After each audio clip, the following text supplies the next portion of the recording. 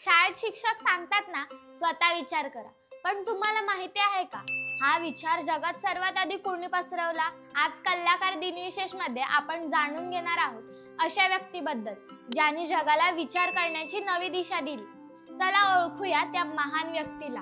नमस्कार, मी रिद्धी आणि तुम्ही पाहत आहात कलाकार दिनविशेष भाग 315, पावर्ड बाय GoPrac.com. 10 नोव्हेंबर 1483 साली महान विचारवंत मार्टिन ल्युथर यांचा जन्म जर्मनीतील आयस्लेबन येथे झाला. मार्टिन ल्युथर यांनी केवळ धार्मिक सुधारणा केल्या नाहीत, तर त्यांनी संपूर्ण युरोपच्या सामाजिक आणि राजकीय विचार प्रवाहालाही नवी दिशा दिली. एका साध्या विद्यार्थ्याने केलेली अशी क्रांती जिने युरोपचा इतिहास बदलला. त्या काळात अनेक गैरप्रकार, अन्याय, अंधश्रद्धा पसरलेल्या होत्या.